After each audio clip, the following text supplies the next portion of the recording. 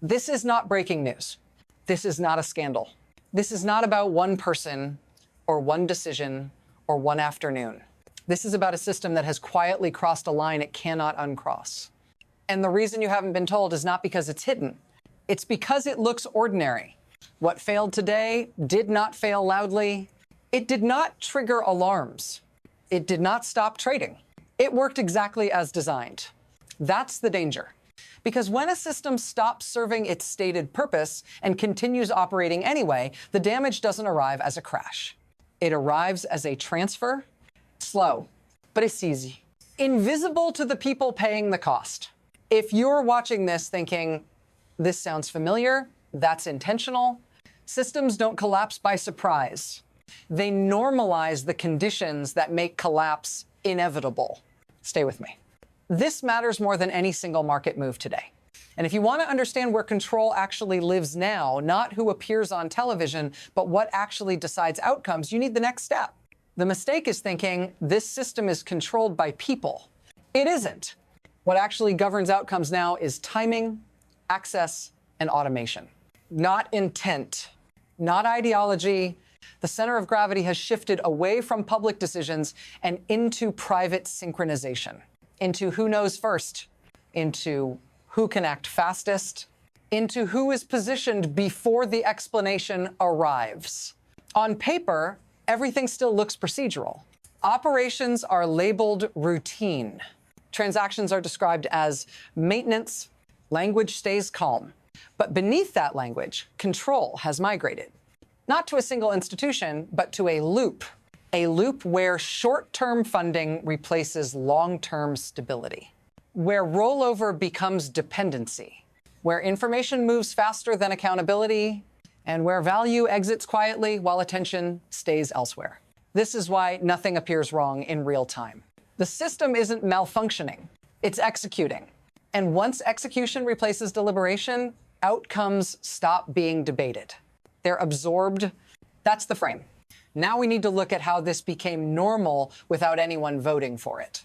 The most dangerous changes never announce themselves. They arrive as updates, as adjustments, as temporary measures that quietly become permanent. There was a time when intervention was exceptional, rare, justified, explained. Now it is background noise. Before, short-term fixes were bridges back to stability. Now they are the stability. Before, rollover was a warning sign. Now it's the operating model. Nothing about this shift felt dramatic in the moment. That's why it worked. Each step was small enough to defend, each decision logical on its own, each delay framed as prudence. But slow change is not neutral. It compounds, and compounding doesn't require intent. It only requires repetition. Over time, the system learned a new reflex. Don't resolve pressure. Absorb it. Extend it. Push it forward. That reflex keeps everything moving until it doesn't. And the cost of that reflex doesn't appear where the decision is made. It appears later, elsewhere, which brings us to the moment when this abstraction became visible, not as theory, but as shock. Then the system flinched. Not enough to stop itself.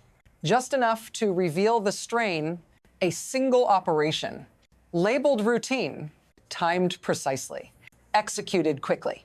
On its own, it looked unremarkable. Another entry in a ledger, another injection described as liquidity, another assurance that nothing was wrong, but the scale was wrong, and the maturity was wrong, and the speed was wrong. Short-term instruments, massive volume, compressed into minutes. That combination doesn't solve pressure. It postpones it, and postponement has a tell. It creates urgency elsewhere. Within minutes, activity spiked in places that aren't supposed to react to routine actions. Movements synchronized across markets that don't share a clock. Behavior that only makes sense if someone was already waiting. This wasn't panic. It was readiness. That's why this moment matters. Not because of the operation itself, but because of what immediately followed it. Because systems don't reveal themselves when they're calm. They reveal themselves when something moves too fast to explain. And what moved next did not slow down. This is the part most people never see, because it doesn't announce itself as a decision. It presents as plumbing. When short-term pressure appears, the system doesn't ask why. It asks, how fast can this be neutralized? The answer is always the same. Create liquidity, absorb the shock, move the risk forward. But liquidity is not neutral. It chooses a direction. When new money enters at the top of the system, it doesn't spread evenly. It concentrates. It reaches the actors who are structurally closest first, the ones already positioned to move. Those actors don't wait for explanations. They don't wait for press conferences. They convert paper into something harder, timing into advantage, knowledge into insulation. And here's the critical point. No rule is technically broken in this process. Each step is defensible in isolation. Each action framed as stabilization. Each consequence described as unintended. But when the same participants benefit every time and the same costs land elsewhere every time, that's no longer coincidence. That's design emerging from repetition. The system doesn't steal. It reallocates. And the people absorbing the loss rarely see the moment it happens because the mechanism that causes it looks like maintenance, which is why the next disruption doesn't look like an accident. It looks like acceleration, then the tempo changes, moves compress, intervals shrink. Cause and effect begin to overlap. What once took days now takes minutes.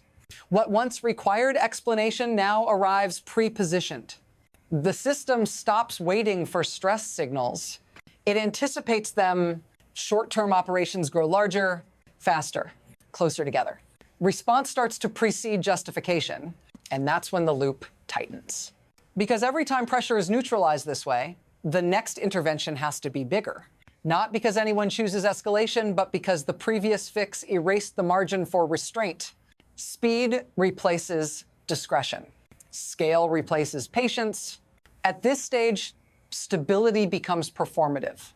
Markets appear calm, indicators stay within range, but underneath, inventory thins. Buffers disappear. Optionality collapses. There's no explosion, no single breaking point, just a system that can no longer slow itself down. And once a system reaches that state, it doesn't need a crisis to fail. It only needs to continue because the next move won't be corrective. It will be reflexive. This is where you come in. Not as a participant, as ballast, because when systems shed risk, they don't ask for permission. They distribute it downward, quietly, automatically. You don't see the transfer when it happens. You feel it later as distortion, prices that don't make sense, returns that lag effort, savings that work harder to stand still. Nothing breaks outright. That's the point. The system remains functional enough to keep you inside it while extracting just enough value to keep itself upright. And here's the disorienting part. You're told this is stability, that this is what responsible management looks like. That intervention prevents harm, but prevention for whom? If you've ever felt like the rules changed without announcement, they did. If you've ever felt like timing matters more than judgment, it does. Stay with me. Because what's happening now doesn't stop at borders. And once it spreads, it stops being invisible. This is no longer contained. When systems depend on short-term trust, that trust becomes tradable. And tradable trust does not respect borders. Signals move outward first. Then behavior follows. Institutions that don't share domestic obligations begin adjusting quietly. Not in speeches, in allocations. Reserves tilt. Exposure shifts. Assets migrate toward forms that don't require permission to hold. What looks like diversification is actually rehearsal. Because once one system demonstrates that stability is maintained through perpetual rollover, others adapt not to cooperate, but to protect themselves from being last. Coordination doesn't require conspiracy.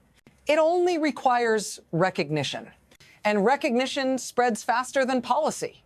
This is how local mechanisms become global patterns. Not through collapse, but through imitation. Not through panic, but through precaution. The danger here isn't flight, it's synchronization. When too many actors move the same way at the same time, optionality disappears everywhere at once. And that's when the future stops being theoretical. From here, the system has three paths, not outcomes, trajectories. The first is adjustment. Pressure is acknowledged. Pacing slows. Short-term tools are pulled back before they harden into doctrine. This path preserves credibility, but it requires restraint at the exact moment restraint feels dangerous. The second is erosion. Nothing breaks. Nothing is admitted. Interventions continue, slightly larger each time. Trust thins gradually. Value leaks instead of fleeing. This path feels stable right up until it isn't, because erosion only becomes visible when there's nothing left to erode. The third is rupture, not a crash, a snap, a moment when speed outruns coordination, when a reflex fires into an empty buffer, when an operation meant to calm instead exposes absence. No one announces which path we're on. Systems don't choose publicly. They reveal themselves through repetition. And right now, repetition is accelerating. The future isn't determined by a single decision ahead. It's being shaped by the decisions that are no longer debated at all, which is why the ending to this story can't be resolved yet. Because resolution would imply control. And that's the one thing the system is quietly losing. There is a temptation at the end of stories like this to offer reassurance, to point to safeguards, to promise correction. I'm not going to do that, because systems that reach this stage don't fail because no one warned them. They fail because warning becomes indistinguishable from noise. Everything you've just heard exists in plain sight. Labeled routine, filed correctly, executed calmly. And that's the unresolved danger, not collapse, continuation. A system that no longer needs trust to function, only compliance. That no longer explains itself, because explanation slows it down. That no longer asks who bears the cost, because the cost is distributed thin enough to be ignored. If you're waiting for a moment when this becomes obvious, you'll miss it. Obviousness arrives after leverage is gone. So don't treat this as a conclusion. Treat it as a marker. Because the next phase of this story doesn't begin with an announcement. It begins when the same mechanisms repeat slightly faster, slightly larger, and fewer people are still paying attention. If you want to understand what happens after that point, stay here. Watch what repeats. Watch what accelerates. This isn't the end of the story. It's the last moment where watching still changes how much of it you see.